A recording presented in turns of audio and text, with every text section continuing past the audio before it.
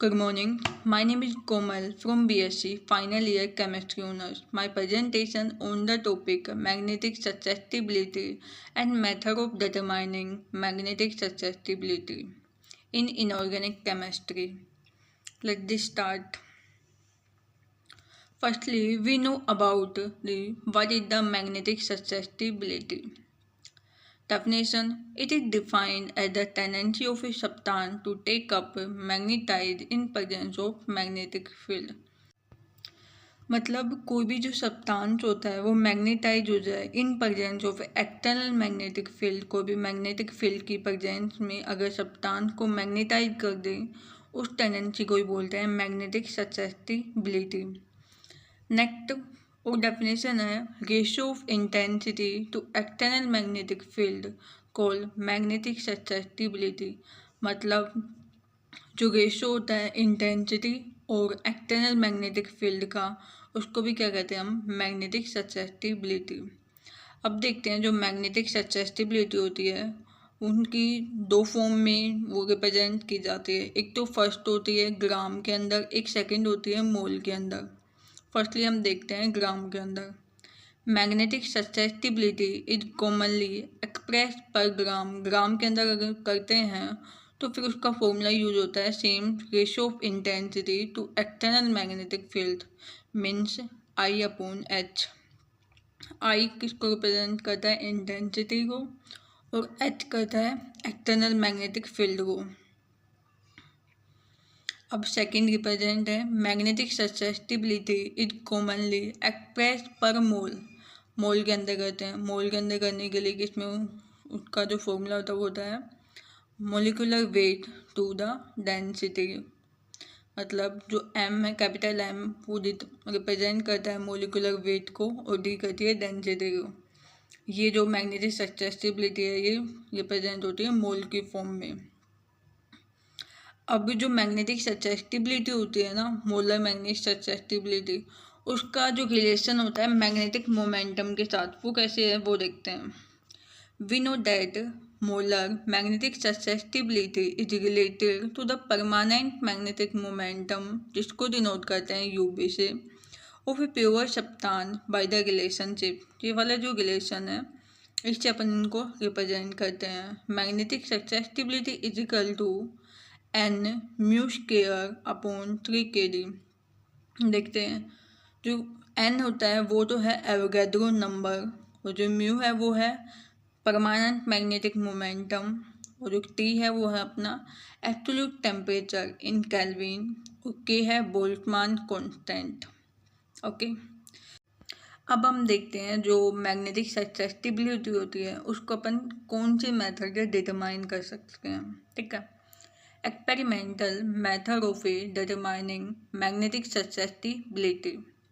A number of methods for determining the magnetic susceptibility are known. Two important methods commonly used are Goid method और Faraday method. दो method बता रखे हैं, एक तो गोइड method है एक Faraday method. One by one देखते हैं। फर्स्ट है गोइड method. The method involved the filling up of a finely powdered substance to a curtain higher in a Pyrrhic glass tube called the Goid tube. अभी बता रहे जो गोइड tube होती है वो कैसी होती है, वो Pyrrhic ग्लास की बनी होती है और उसको एकदम कंटिन्यू हाइट हो जो इसमें दिखाई भी दे रही होगी आपको। जो सैम्पल ट्यूब है इसमें बिल्कुल हाइट है और ये Pyrrhic ग्लास की बनी हुई है और ये कम्प्लीटली फिल किसके की जाती है, ये फाइनली पाउडर सब्सटेंस होते हैं ना वो ही अपन इनमें फिल कर सकते हैं। This tube is suspended from N arm of sensitive analytic balance in magnetic field an electromagnetic providing a constant magnetic field in the range 5000 to 20,000 God in generally use. और ये भी बता रखा है जो इलेक्ट्रोमैग्नेटिक अपन जो प्रोवाइड करते हैं वो एक कांस्टेंट वैल्यू होती है 5000 to 20,000। ये ही वैल्यू में प्रोवाइड की जाती है मैग्नेटिक फील्ड में, ये जनरली यूज होती है। जो bottom part of the sample is in the strongest part of the magnetic field while the top part of the tube is the zero magnetic field। अब जैसे हम देख सकते हैं जो अपनी सैंपल ट्यूब है वो दे रखी है, वो जो लोअर पार्ट है वो मैग्नेट के कॉन्टैक्ट में है, स्ट्रॉन्गली मैग्नेट है, और जो अपर पार्ट है वहाँ पे कोई भी मैग्नेटिक फील्ड नहीं है, मतलब वहाँ जीरो मैग्नेटिक फील्ड है। The whole assembly is housed inside an enclosed system in order to avoid vibration of the suspension sample. A diamagnetic representation of a setup is shown. इस figure में देख सकते हैं, इस फिगर को completely वो किया गया है, यहाँ पे कंप्लीट मतलब एंक्लोज किया गया है ताकि कोई भी वाइब्रेशन के बचा जा सके, मतलब वाइब्रेशन ना हो यहाँ। The powdered substance in the gold tube is first weighted without the magnetic field and then weighted in the presence of magnetic field. अभी बता रहा है जो अपनी सैंपल ली थी, जो फिल की गई थी पाउडर सब्सटेंस के से, तो उसको फर्स्टली तो अपन वेट करते हैं बिना मैग्नेटिक फील्ड के कांटेक्ट, मतलब जो मैग्नेटिक फील्ड जो कांटेक्ट में लिया था उसको फर्स्टली तो कांटेक्ट में नहीं लेंगे, उससे वेट करेंगे, फिर उसके बाद में मैग्नेटिक फील्ड के कांटेक्ट में रखते हुए उसको वेट करेंगे। Okay, in case of A paramagnetic substance, the substance will be attract strongly toward the magnetic field and will weight more. और ये बता रहा है जब पैरामैग्नेटिक सब्सटेंस हुआ अगर, तो वो क्या करेगा, कोई भी सब्सटेंस होगा वो मैग्नेटिक फील्ड के कांटेक्ट में आएगा तो अपनी तरफ वो अट्रैक्ट करेगा, स्ट्रांगली अट्रैक्ट होगा मैग्नेटिक फील्ड के साइड। तो अट्रैक्ट होने की वजह से वो वेट क्या हो जाएगा, इंक्रीज हो जाएगा। This increase in the weight of substance is a measure of the paramagnetism of substance captured by the unpaired electron. तो इस प्रकार से हम बता सकते हैं अगर वो उसकी तरफ अट्रैक्ट हुआ तो अपन बता सकते हैं कि वो क्या है, एक पैरामैग्नेटिक सब्सटेंस है, क्योंकि पैरामैग्नेटिज्म सब्सटेंस तभी शो करता है जब वो अपनी तरफ अट्रैक्ट कर देता है, और इट मीन्स वो क्या है, उसके अनपेयर इलेक्ट्रॉन्स हैं। ठीक है, the larger number of unpaired electron in the suspended substance the greater is the increase in the weight in the magnetic field. तो ऐसे बता रहे हैं जितने ज़्यादा अनपेयर इलेक्ट्रॉन होंगे उतनी ज़्यादा वो एनर्जी, मतलब उतनी ज़्यादा वेट इंक्रीज होगा टुवर्ड द मैग्नेटिक फील्ड के, लेकिन डायमैग्नेटिक के केस में डिक्रीज होगा। इन case of the substance is diamagnetic it decrease in the weight of substance in resistive when the magnet is on. Okay, अब देखते हैं calculation of a magnetic momentum. उसमें यही प्रोसेस हुआ था, कोई भी एक अपन सैंपल लेंगे जो पाउडर फॉर्म से फिल करेंगे, पाउडर फॉर्म होने चाहिए सब्सटेंस के, फिर उसको एक बार मैग्नेटिक फील्ड के कांटेक्ट में वेट मेजर करेंगे, एक बार बिना कांटेक्ट में, मतलब मैग्नेटिक फील्ड के कांटेक्ट में ना रहते हुए वेट करेंगे। अगर वो टुवर्ड्स मतलब अट्रैक्ट होता है तो फिर इसका मतलब होता है वो पैरामैग्नेटिक हो गया, क्योंकि उसका वेट इंक्रीज हो जाएगा, बट डायमैग्नेटिक केस में ऐसा नहीं होता। ठीक है, now calculation of a magnetic moment. The Gauge method is the simplest of all the methods for measuring the magnetic susceptibility. The method measures the force acting on the cylindrical sample suspended in a non-homogeneous magnetic field of an electromagnet. The force acting on the sample is given by the expression. जो force acting वो कितनी लगी है, F is equal to half A K H square. Okay, जहाँ पे जो ए है वो अपना एरिया ऑफ क्रॉस सेक्शन है, वो तो सिलेंडर का, तो सिलेंड्रिकली फॉर्म में था, और जो एच है वो होती है intensity of the central homogeneous part of the magnetic field, and जो के है वो है वॉल्यूम ससेप्टिबिलिटी होती है। Okay, now the above express of force is applicable only if the measurements are carried out in vacuum. अब जो ऊपर वाली जो फोर्स अप्लाइड होती है ना वो तो तभी होती है जब अपना जो सब्सटेंस है वो किस में हो, मतलब वैक्यूम के अंदर प्रेजेंट हो। अगर वो एयर के अंदर हुआ तो फिर कौन सा फॉर्मूला यूज किया जाएगा, since the sample is place in the air the susceptibility due to air के dash to need to subtract from the measured susceptibility. Then the equation modified as F is equal to half AH square bracket start K minus K dash, जो K है वो denoted है volume susceptibility of A air के dash, तो और जो K है वो है volume susceptibility of vacuum. Now, the gold tube itself is in the form of hollow spaceman. जो गोइड ट्यूब होती है ना वो होलो स्पाइसमैन की फॉर्म में मतलब अपने आप को रिप्रेजेंट करती है, इस फॉर्म में and extract a force which is always present, तो वहाँ पे एक फोर्स प्रेजेंट होती है. In order to evaluate the exact force acting on the sample, इस प्रकार से वहाँ कोई फोर्स है वो एक्ट होगी सैम्पल्स की. The force develop due to hollow specimen need to be subtract from the major force. इस प्रकार से जो होलो स्पाइसमैन है स्पेसमैन, उसकी वजह से जो फोर्स अप्लाइड हुई है वो भी इसमें से माइनस होगी. The force acting on hollow specimen delta is the negative because the tube is made up of a diamagnetic material. So equation further modified. The equation is the F is equal to half AH square K minus K dash plus delta. Delta is the force developed due to hollow spaceman. Now for a specimen of a constant length and cross section area, the factor A square is constant. तो जो factors है वो सारा constant हो जाएगा. If we take into consideration the density of a specimen, it is possible to rewrite the equation 10⁶ susceptibility is equal to alpha plus beta F dash upon में omega. जहाँ देखते हैं जो अल्फा है वो अपना constant for the displaced air and उसकी जो वैल्यू होती है वो इक्वल किसके होता है 0.029 into volume of this sample. Beta is equal to tube calibration constant. Omega is equal to weight of the sample express in gram, और जो एफ डैश है वो है force on the sample. Okay, now going to be the calibrated by the filling the tube with substance whose susceptibility is accurately known.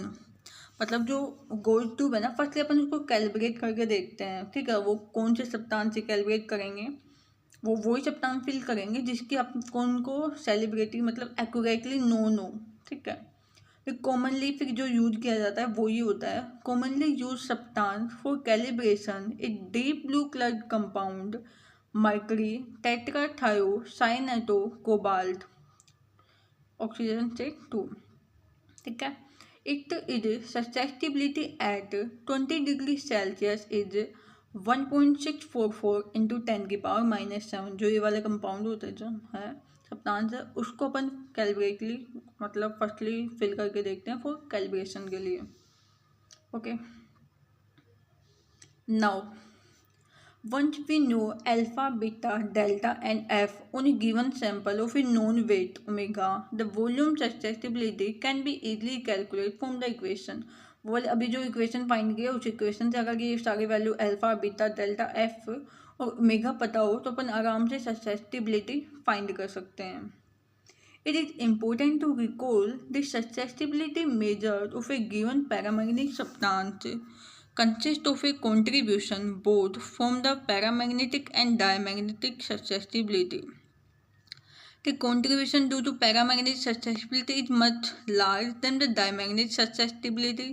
The correct susceptibility of a sample is obtained by just subtracting the diamagnetic contribution. जो इसका formula ये है paramagnetic susceptibility is equal to major susceptibility minus diamagnetic susceptibility.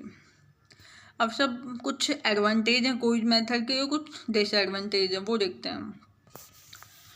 Advantage क्या क्या है. It require very simple easy to assembly equipment. मतलब वो बहुत सिंपल है और इजी टू इजी है अपन को वो करना. मतलब it require very simple easy to assemble equipment, मतलब सिंपल है और इजली से अपन इक्विपमेंट कर सकते हैं. It is reasonable priced equipment, इसका प्राइस भी रिजनेबल है. It is easy to handle and use, मतलब आराम से अपन इसको हैंडल और यूज भी कर सकते हैं.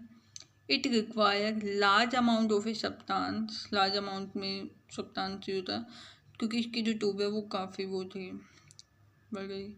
Thus an ordinary analytical balance can be used to measure the change in mass. इसकी एडवांटेज. अब देखते हैं disadvantage of Gouy method. In spite of its several advantages, Gauge method suffers from the following disadvantage. It requires large amount of samples large amount में sample मतलब require करते हैं। Uniform packing of a sample in the Gouy tube is not only tedious and time consuming but is very laborious, मतलब बहुत ज़्यादा ही time consuming है packing के दौरान भी। And constituent results are not obtained in the packing of the sample is not uniform। Okay, अब जो second method था फैराडे मेथड वो देखते हैं। Faraday method require a very small amount of magnetic sample. The sample packed in a quartz ambule in suspended from a sensitive balance in a region of fairly strong magnetic field as shown figure। मतलब ये बता रहा है जो मतलब जो sample तो होती है अपनी वो बहुत कम अमाउंट के अंदर रिक्वायर होती है और एक स्ट्रॉन्ग मैग्नेटिक फील्ड के अंदर में रखी जाती है। The sample is suspended between the magnetic poles so that the value of product H into dH upon dx is constant over the region occupied by the sample d sample। तो dH upon dx वो अपना gradient of field है। The whole setup is enclosed in a closed system which it can be flushed with inert gas like nitrogen और helium। जो complete जो setup है वो क्या है enclosed किया गया है। देखते हैं A जो A है कंचीन फिगर ए डिनोट किया गया, मतलब एक ए अपना वो सैंपल है जो किसके बीच में बिटवीन रखा है मैग्नेटिक पोल्स, मतलब स्ट्रॉन्ग मैग्नेटिक पोल के बीच में रखा गया है। फिर ऊपर जो बी है वो है आर्म ऑफ बैलेंस, टी है वो टोजन हेड है, सी है वो तार है and Q is the quartz torsion filament. That is the Faraday method diagram. Okay, अब देखते हैं जो सैंपल वेटिंग है। इस sample weighting 0.1 to 10 milligram of substance taken in an ampoule of a internal diameter 1 millimeter is placed in a magnetic field of constant gradient dH upon में ds। ठीक है, ये बता रहे जो सैंपल्स था उसको वेट किया तो उसका वेट इतने अराउंड में होता है और डायमीटर 1 mm होती है। ठीक है, The force acting on the sample is measured directly using a quartz fiber torsion balance at given। मतलब जो फोर्स मतलब वो फोर्स एक्टिंग जो मेजर करने के लिए उसको फॉर्मूला होता है वो होता है F is equal to M susceptibility H DH upon में DS। देखते हैं M is the mass of sample, find the susceptibility of a sample, H is the intensity of a central homogeneous part of field and dH upon ds is equal to gradient of the field in x direction। Okay, similarly the force acting by the standard calibrate can be measured by weighting the calibrate both in the field and out of field। इसमें भी same ऐसे करते हैं जो मतलब first एक बार तो उसके मैग्नेटिक फील्ड के कॉन्टैक्ट में और एक बार आउट, मतलब मैग्नेटिक फील्ड के कॉन्टैक्ट में नहीं करना। Generally, the calibrate used in the mercury tetrathiocyanato cobaltate वही सेम कैलिब्रेट वो वाला ही सप्तान चूज किया गया है दोनों को। मतलब गोई मेथड में भी इससे कैलिब्रेट करते हैं और इस वाले में भी इसी सप्तान से कैलिब्रेट कर सकते हैं। Okay, since the magnetic field and the field gradient are the same in case of a unknown sample and the standard the force acting on the sample and the standard can be right। मतलब ये बताना चाह रहा है जो magnetic field होती है और एक अपनी फील्ड ग्रेडियंट होती है ना वो अननोन सैंपल के लिए सेम होती है बट स्टैंडर्ड के लिए unknown sample and the standard और स्टैंडर्ड के लिए तो the force acting on the sample और स्टैंडर्ड उनको अपन कैसे गाइड करते हैं जो फोर्स होती है। मतलब फर्स्ट देख लेते हैं अननोन सैंपल के लिए कैसे होती है H dot DH upon DS is equal to F upon M into 5 for unknown के लिए, फॉर स्टैंडर्ड के लिए ये मतलब S लगा देते हैं नीचे। अब दोनों इक्वेशन को कंपेयर करेंगे क्योंकि जो साइड वाली इक्वेशन मतलब जो ग्रेडियंट है और मैग्नेटिक फील्ड है वो दोनों साइड इक्वल है तो फिर दोनों इक्वेशन को इक्वल कर दिया। इक्वेशन करने के बाद में रीअरेंज करेंगे इस प्रकार के, जो ये वाला रिलेशन बन जाएगा। Magnetic susceptibility is equal to force m, magnetic susceptibility of a standard upon में फोर्स फॉर स्टैंडर्ड और मास। ठीक है। Where magnetic susceptibility of a sample and magnetic standard के लिए मैग्नेटिक ससेप्टिबिलिटी एस हो जाते हैं denote. m and ms are the respective masses for sample and standard, और जो f फोर्स है वो भी किसकी है, उसकी है, मतलब एक बार तो सैंपल की और एक fs है वो है स्टैंडर्ड की फोर्स है। Represent the force at constant, इसकी constant h dot dh upon ds हो गया। ठीक है। अब देखते हैं advantage of a Faraday method. Faraday method require a very small quantity of a substance, मतलब जो फैराडे मेथड होते थे उसमें मतलब बहुत कम क्वांटिटी के अंदर और सब रिक्वायर होती है सब्सटेंस की, बट गोल्ड के अंदर काफ़ी मात्रा में यूज किया जाता है। तो sample need not be homogeneous, और एक खासियत ही होती है इसमें, मतलब सैंपल होता है वो ये ज़रूरी नहीं होता कि वो होमोजीनियस ही हो। Compare to gold method which is require large amount 1 gram के अराउंड, मतलब जो गोल्ड अभी बताया था, गोल्ड लोग खुद भी कहता है कि मुझे लार्ज अमाउंट में वो सैंपल की रिक्वायरमेंट होती है, बट वो कितने अराउंड है, 1 ग्राम के अराउंड होती है। लेकिन जो फैराडे है उस 0.1 to 10 मिलीग्राम के अराउंड उसको रिक्वायर होती है। This method require only several milligram के अंदर रिक्वायर होती है, बट गोल्ड में 1 ग्राम तक होती है। Now second, Faraday method gives the specific susceptibility directly. On the other hand, Gould method gives volume susceptibility. In order to convert volume susceptibility into specific susceptibility, one needs to know precisely the density of sample. It is difficult to determine the density of a solid because the value of density depends upon the packing of solid.